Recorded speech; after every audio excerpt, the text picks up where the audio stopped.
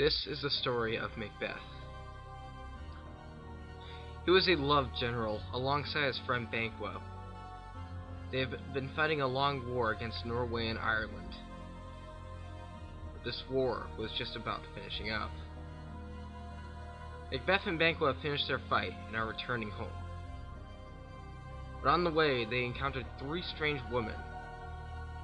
They were witches. The woman told them three prophecies that were certain to come true. They say that Macbeth will one day become king. They then say that Banquo will never be king, but his descendants will.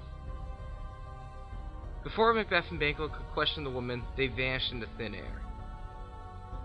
When Macbeth returns home, he invites Duncan, a loved king, over for dinner. This is Lady Macbeth. She is a greedy woman who desires kingship, and she found this as a perfect opportunity to do it.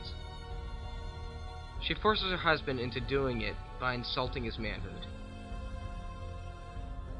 Later that night, Lady Macbeth got Duncan's bodyguards drunk. Then Macbeth snuck past them. Before he kills Duncan, he sees a vision of a bloody dagger. He manages to overcome it and kills Duncan in his sleep. The next morning, Duncan's murder was realized, and the news spread quickly. Duncan's two sons, Malcolm and Dalbane, thought they were going to be hunted as well, so they fled to England and Ireland. This led to Macbeth becoming king, since no one else could take the role. Everything was going fine, but then Banquo started to get suspicious. He thinks that Macbeth may have something to do with Duncan's murder. Before he could prove anything, though, Macbeth hires three murderers. He told them to kill Banquo. As they were killing Banquo, his son, Fleance, managed to escape. Later, Macbeth had held a feast, but Banquo's ghost kept occupying his seat. It made Macbeth very worried. So later that night, he went back to the three witches. They showed him a few future prophecies in the form of apparitions. The first one is the armored head, who warns Macbeth of Macduff. The second is a bloody infant, who says that no man born of woman can harm him. The third is a child with a crown in a tree. It says that Macbeth will only die when Great Birnam Wood comes to him.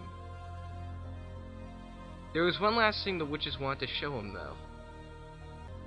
They showed Macbeth a vision of 8 kings, with the ghost of Banquo in the back. The vision shook Macbeth in ways he couldn't imagine. In his fear, he made a vow. He vowed that from now on, if he thought of something, he would do it without thinking. The first thing he thought of was the death of Macduff's family. So he ordered his men to seize the castle. When Macduff finds out about his family's death, he vows revenge. He orders his army to break parts of the forest so they can move without being seen. When Macduff's army reaches the castle, Macbeth is ready to fight.